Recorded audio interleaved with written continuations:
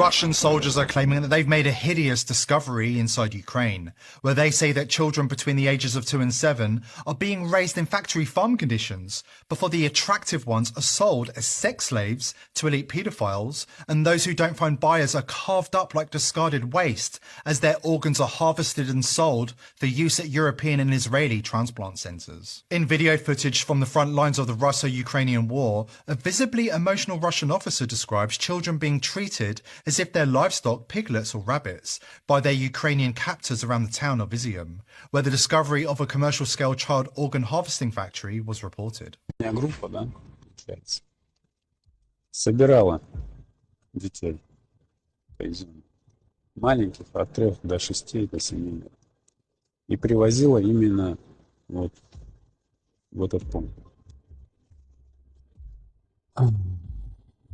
Там их раздевали на первом этаже, а на втором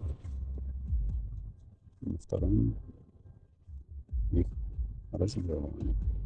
Как ненужный материал, их просто хранили там в ямах или куда-нибудь вывозили.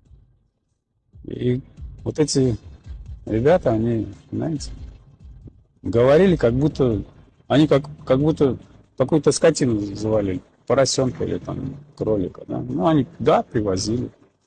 Как будто какая-то ферма, понимаете? Плантация. Забирали органы. Слышал об этом, но не верил. Пока своими глазами не увидишь, не поймешь.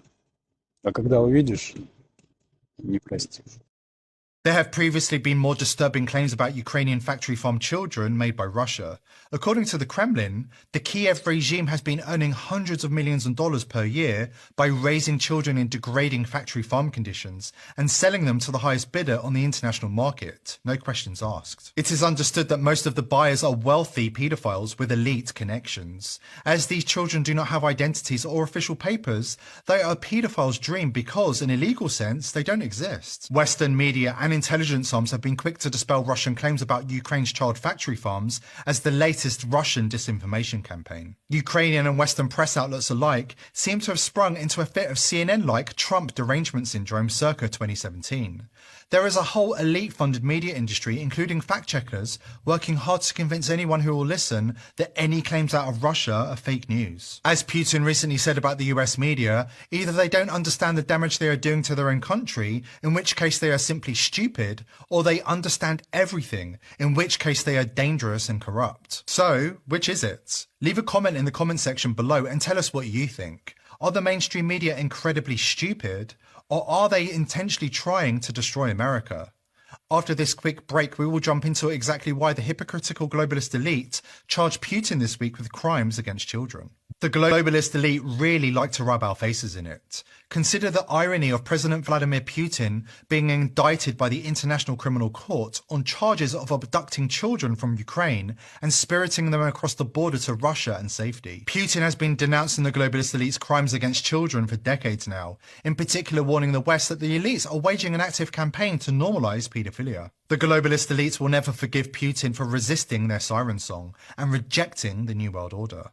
The fact the ICC chose to indict Putin on crimes against children says it all. Given that we know the globalist elite like to mock us, an expression immediately comes to mind: revelation of the method. In his book, Secret Societies and Psychological Warfare, Michael Hoffman explained why the elite like to rub our faces in it. The alchemical principle of the revelation of the method has as its chief component a clown-like grinning mockery of the victims, as a show of power and macabre arrogance. When this is performed in a veiled manner, accompanied by certain occult signs and symbolic words, and elicits no meaningful response of opposition or resistance from the targets, it is one of the most efficacious techniques of psychological warfare and mind rape. As the globalist elite have gained in influence in recent years, the revelation of the method has become increasingly obvious.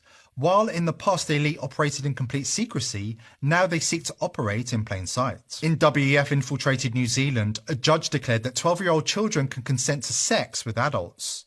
You heard me correctly. The case in question featured a 45-year-old man whose defense centered on the claim that his 12-year-old victim wanted it.